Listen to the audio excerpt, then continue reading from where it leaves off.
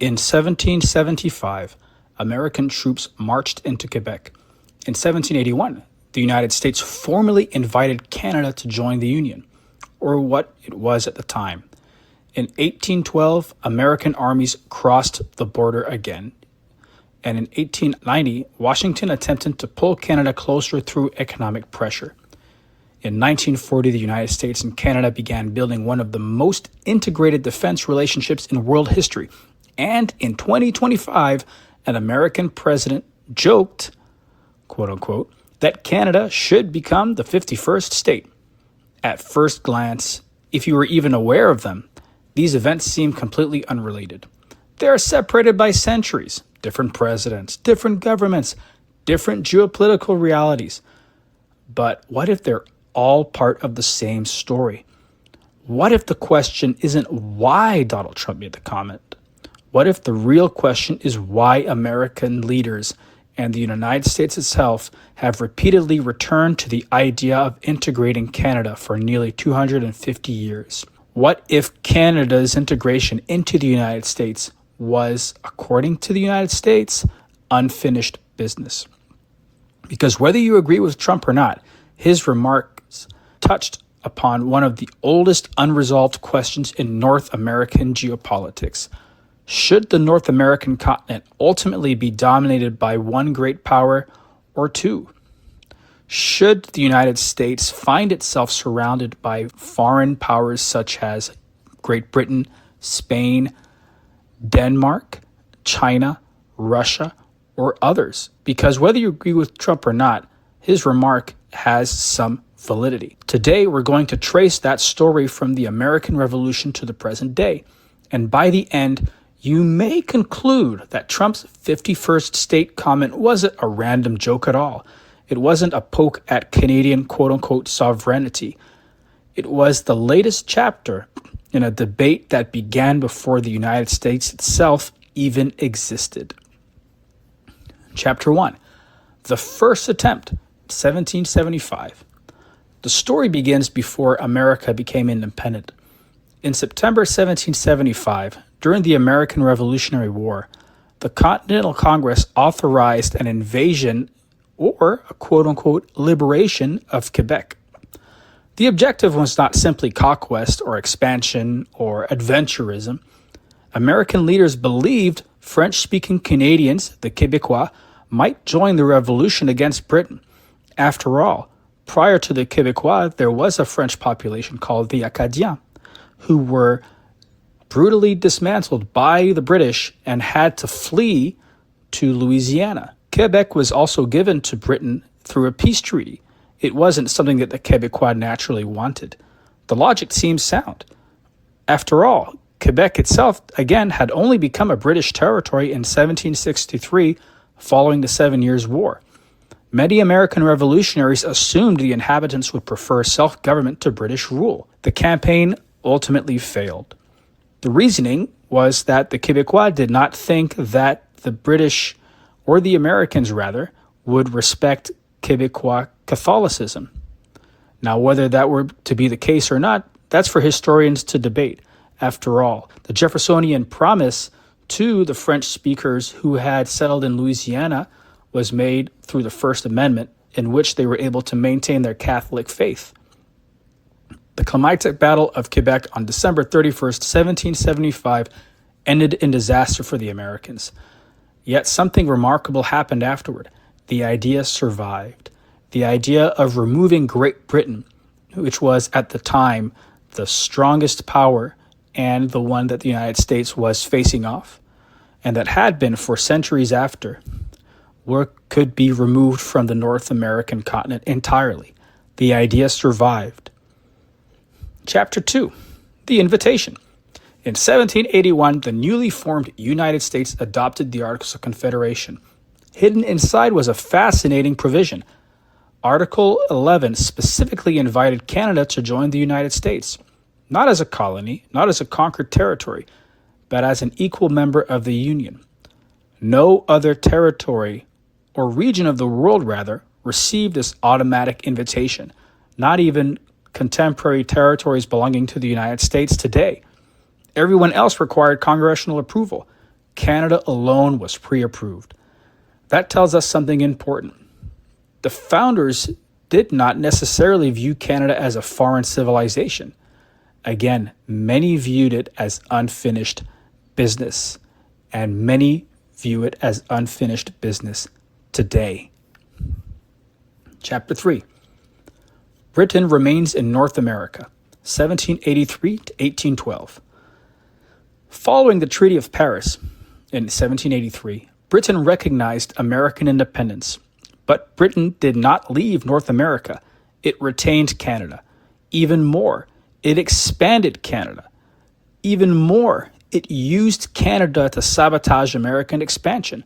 From Washington's perspective, this created a strategic problem. The world's most powerful empire still occupied the northern half of the continent, with a border that was very difficult to defend. American leaders worried Britain could use Canada as a staging ground for future intervention.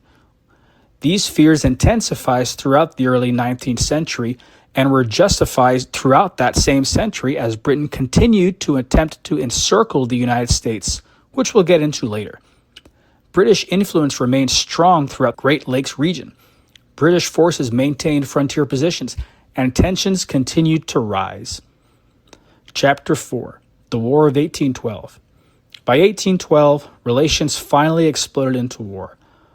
One major grievance was British support for Native American resistance to American expansion in the Northwest Territory, and the use of Native Americans to wreak havoc on American settlers. Many American politicians argued the solution was straightforward: remove British influence from the continent. American forces invaded Canada multiple times between 1812 and 1814 with that exact purpose. The campaigns largely failed, but the strategic logic remained consistent with early American thinking. The United States viewed British-controlled territory on its frontier as a long-term security challenge and a threat to American survival. Ironically, the war helped create separate identities on both sides of the border. Americans became more American, and Canadians became more Canadian. The failure to integrate Canada may have been the event that ultimately created Canada. Chapter 5. Manifest Destiny and Continental Competition, 1823 to 1867. Most discussions of Manifest Destiny focus exclusively on Western expansion. The premise is that America wanted to expand for its settlers, and that was its primary reason. But what if that wasn't true? Geopolitically, the United States was doing something larger. It was systematically reducing European influence throughout North America. You have to remember, the United States in its infancy was surrounded by European powers: Great Britain to the north, Spain to the south, and France to the west. In 1823, the Monroe Doctrine warned European powers against future intervention in the Western Hemisphere. In 1846, the Oregon Treaty secures American access to the Pacific. In 1846, the American War dramatically expands American territory. And in 1867, the United States purchases Alaska from Russia. Now, viewed individually, these events seem unrelated. Viewed together, however, they reveal a pattern. Every major rival empire was gradually removed from North America: Spain, France, Mexico, Russia. Only Britain remained. And Britain's largest remaining possession was Canada. And let's not forget, Britain also attempted to use Mexico and then the Republic of Texas to counter American expansion, or rather to contain it. Chapter 6. America Changes Strategy, 1890 to 1945. By the late 19th century, America no longer needed American conquest literally. Industrial power offered another path. The McKinley Tariff of 1890 demonstrated Washington's growing ability to use economic leverage rather than military force. At the time, however, Canada still relied on Britain as an economic alternative, but that would not and did not last forever. The 20th century transformed everything. The British Empire weakened. The United States emerged as the world's largest economy and military. The center of gravity shifted to the United States. By the end of the Second World War, Canada's future was tied more closely to Washington than London. Chapter 7. The Continental Security State. A major turning point arrived in 1940. President Franklin D. Roosevelt and Prime Minister William Lyon Mackenzie King signed the Ogdensburg Agreement. For the first time, North American defense became a quote-unquote shared responsibility. In 1958, NORAD was created. Today, the United States and Canada jointly monitor the aerospace approaches to the continent. Few countries on Earth share this level of military integration. The relationship became deeper than an alliance. It became a continental security system. The longest undefended border in the world exists because both countries effectively view continental defense as a shared mission. And by shared mission, the inherent understanding is that Canada would forever remain a junior partner and one that would, at the very least, follow the instructions given by the United States. This allowed Canada to remain a geopolitically neutral and, in fact, in America's inner circle.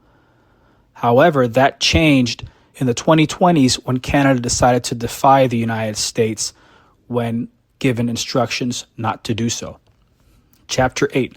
Why Trump's comment resonated. This brings us back to the present. Prior to the Trumps referring to Canada as the 51st state, the United States had asked Canada to assist the United States in the protection of its shared border to prevent the trade of fentanyl. The United States was expecting a response more in line with Canada's behavior throughout the Cold War. Instead, Canada decided to defy America's orders, arguing that it was mere 1% of trade going in through the United States. This did not please the United States, that now started to view Canada more as a potential geopolitical threat than as an ally. A major turning point arrived when the Prime Minister Trudeau went to visit President Trump. When Trump referred to Canada as a potential 51st state, many interpreted it as a joke. Others viewed it as an insult. Others used that 51st state comment to put themselves into power.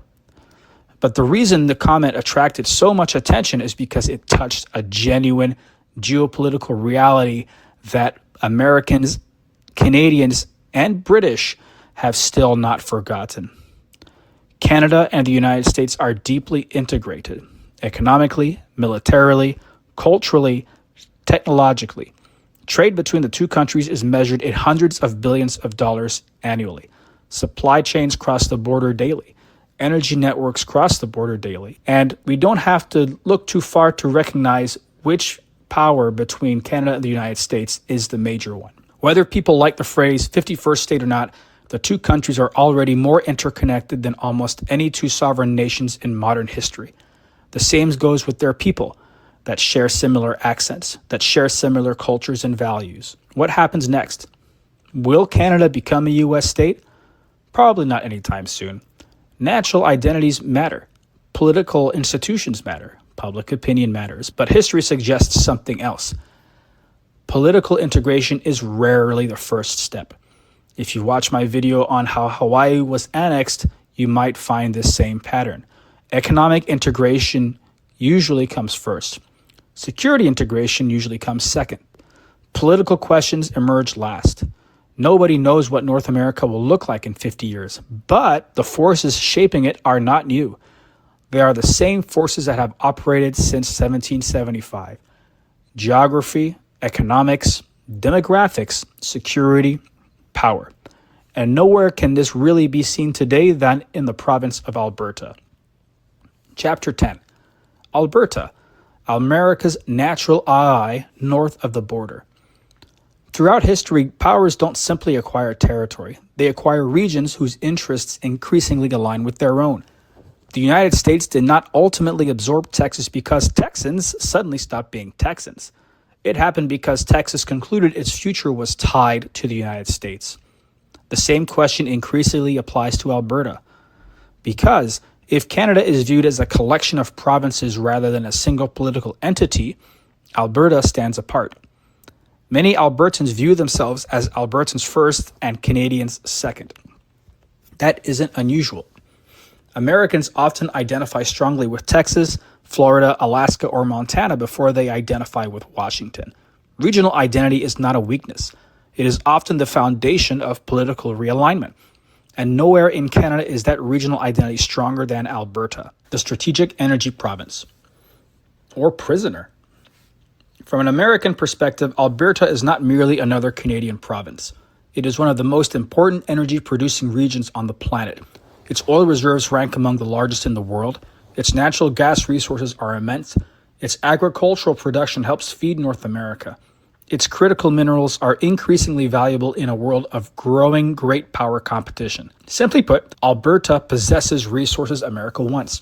America possesses markets Alberta wants. And in combination of all that, they share similar cultures, values, geopolitical interests, and economic ones. That is the basis of every geopolitical partnership. Their interests already align.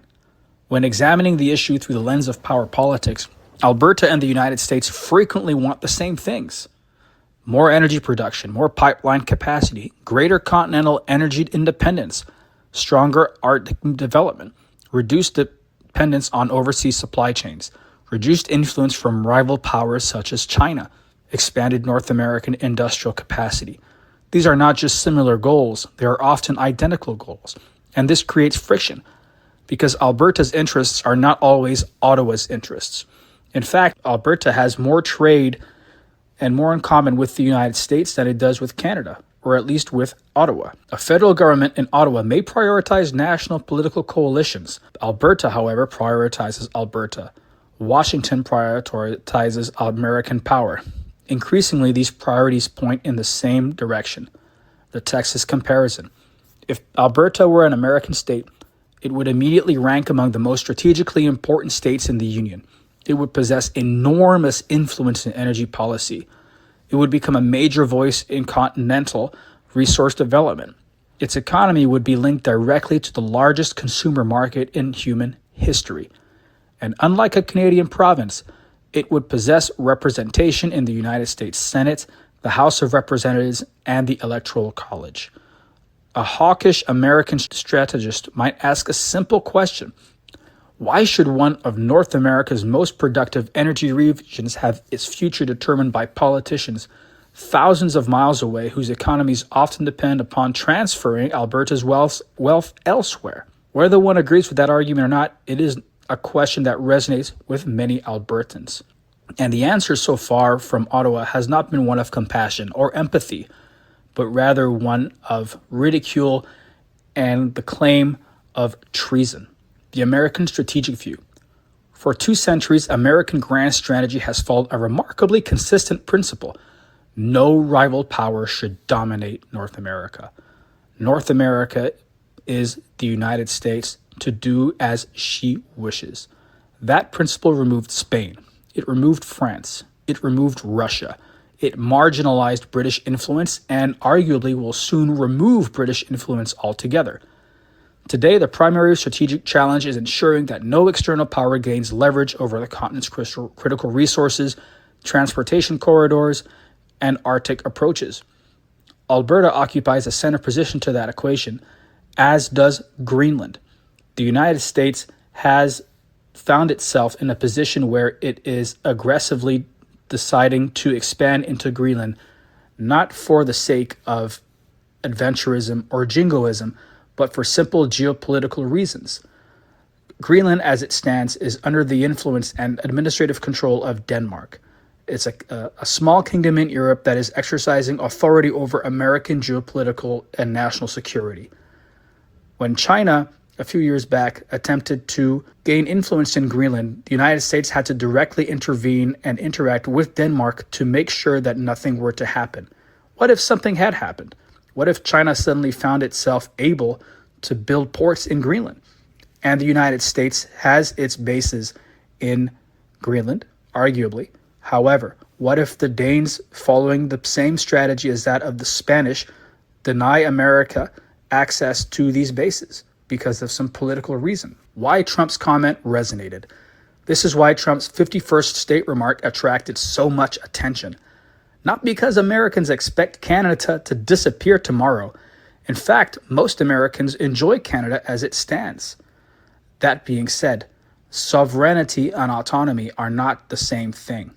Neither is sovereignty and identity, because many people already recognize an uncomfortable reality. Alberta's economy, going back to Alberta, is deeply connected to the United States. Canada's economy is deeply connected to the United States. For nearly 2.5 centuries, American leaders have returned to the same strategic question.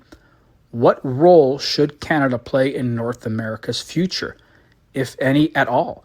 The answers have changed.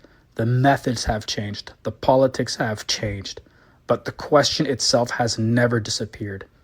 That's why a comment made in 2025 could spark so much intense debate and open up questions that the world has been able to take a vacation from. A discussion that began when American revolutionaries first marched north toward Quebec in 1775, and a discussion that may continue long after today's politicians are gone. But one thing is certain: American influence in the North American continent will continue to rise, and British or European influence in that same region will continue to decline, and history will repeat itself. Thank you for listening. If you liked what you heard, please like and subscribe. I look forward to hearing from your comments, both positive and negative. What do you think? Share it below. Have a great day.